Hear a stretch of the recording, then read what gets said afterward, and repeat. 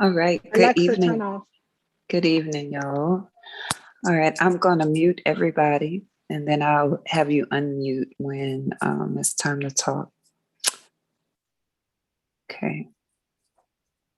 All right. So if you can hear me clearly, just type in the chat. I can hear you. That way I'll know and I'll keep going.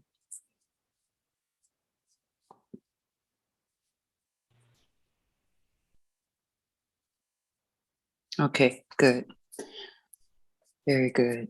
All right. So we have been talking about manifesting with the moon. And in order to get some discipline about our manifestation and to use the cosmic energies to support us, we follow the moon cycle. So at the beginning of the moon cycle, the last quarter of the moon going into the new moon, we are interested in, hold on one second, let me admit. Okay. We're interested in the feminine part of the moon cycle. There's a masculine phase and a feminine phase of the moon cycle, just like there's a masculine and a feminine phase to the pregnancy process. So the feminine phase is not about pushing, doing, achieving. Those are all masculine principles. The feminine part is about conception, nurturing, envisioning, developing the idea. Then the masculine part comes in the second 2 weeks of the 28-day cycle and assists us in bringing this new thing into the world. So we start off between the last quarter of the moon and the new moon, brainstorming on things that we might want to accomplish during the next 28-day cycle. And we're supposed to come up with a list of it. I say come up with 10 things, big and small. Try to start with things that can be accomplished over a 28-day cycle.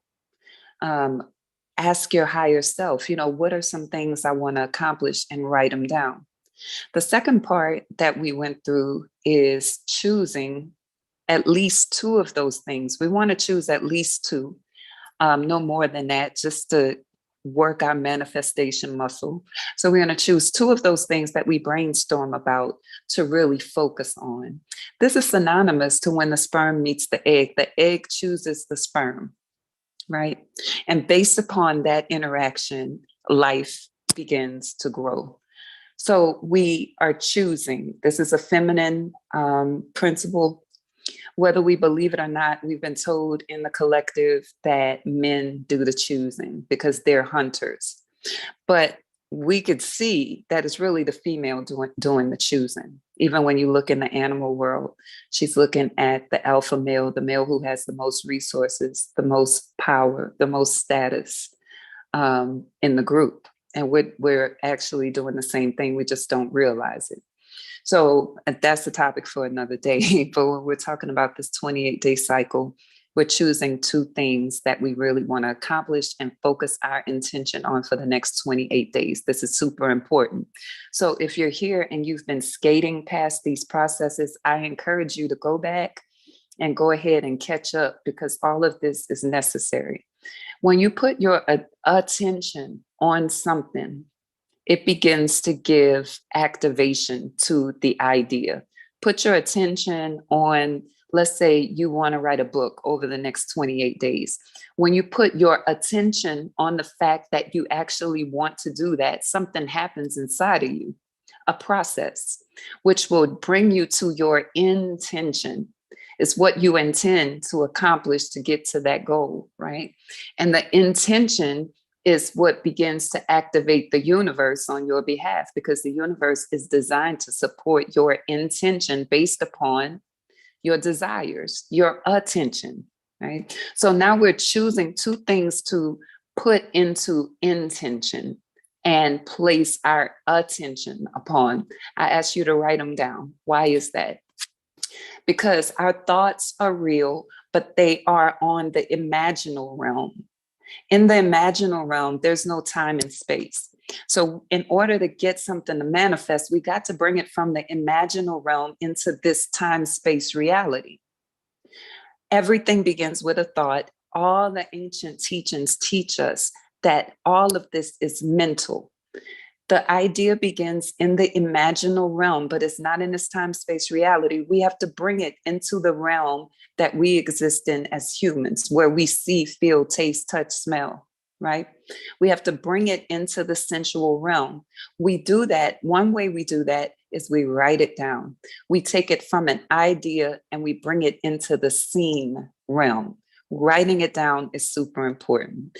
This is causing the energy to circulate within you. This is a feminine process. So if you often get a goal in your head and you just go straight to doing, then you miss the whole feminine process. And the feminine process is so powerful, just like in pregnancy. That first half of the pregnancy, the baby really is developing internally. And sometimes in the early stages of pregnancy, you can't even tell that you're pregnant, right? By sight. So the work is being done on the inside, and this is still work. So for some people, this is difficult when you have overactive masculine energy. You want to be doing something. Well, we are actually doing something. We're choosing, just like the egg chooses the sperm, two things. Now I want you to begin to put your attention on it. When you put your attention on the thing, as I said, it begins to activate something within you and it moves you toward intention. We're going to do that through envisioning, becoming pregnant with the idea. In other words, we've already chosen, and now this idea, we're given permission to take form inside of our brains. We're giving it permission to develop. So as you're sitting and you're looking at your ideas, placing your attention on them, and you intend to achieve them, I need you to envision what it's like to achieve them. What does it feel like? A lot of times we're going, oh, I want to start a business. I want to do this. I want to do that. But that's not pregnant energy. It's just what you want to do. I need you to get pregnant with it. What does it feel like? Pregnancy is an experience. And if you've been pregnant, you know it. It is an experience that changes your whole world. The way you move changes. Your center of gravity changes. Your body stretches. You become fuller when you're pregnant. I need you to allow yourself to get fuller with the things that you want. And sometimes that's hard because maybe you failed at this before and you're scared to get fuller because you might not accomplish the thing. But guess what? I know you didn't go through this process last time. I know you didn't. You're here to go through the process. So I encourage you to find faith to try again with a different mindset. I need you to get pregnant. Close your eyes and think about the thing. Imagine what it feels like.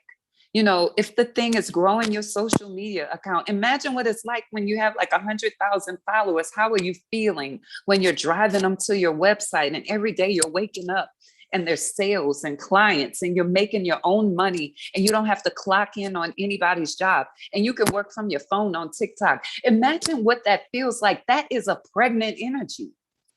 You're stretching and expanding. What is that like? What is it like to be a fitter version of yourself? What kind of energy do you have? What are you wearing? How are you looking? How is that different from where you are now? That's pregnant energy. So as you're getting pregnant, I want you to feel it.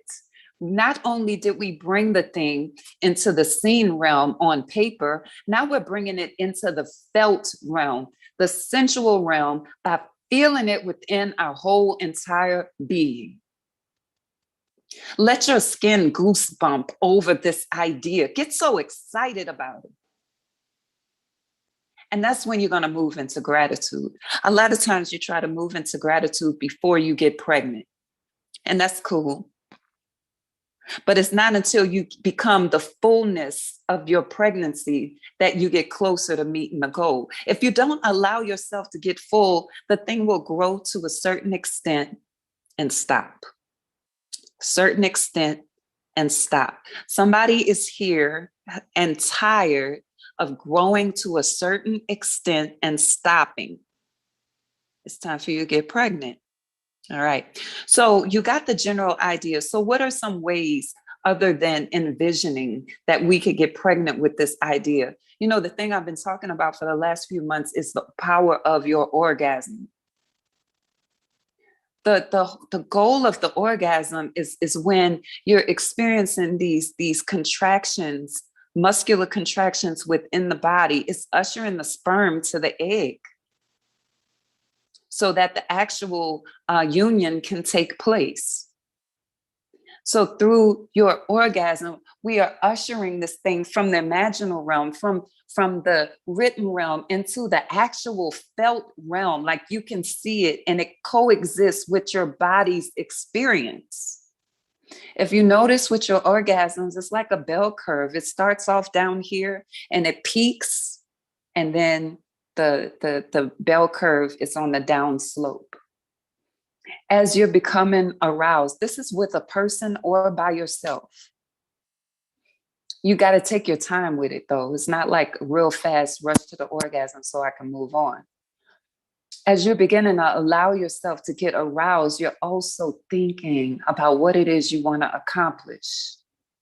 You're thinking about what it feels like, how good it feels to finally run your own business and help it be have it be self-sustaining. You're actually thinking about what it's like to go and buy whatever it is that you want, the car that you want, or the relationship that you want. And you're getting bigger and bigger in it, and you're getting more and more excited. And along with it is your orgasm, your climax, your sense of stimulation is getting higher and stronger, and bam, you imagine yourself there. I'm so glad to be here with that orgasm.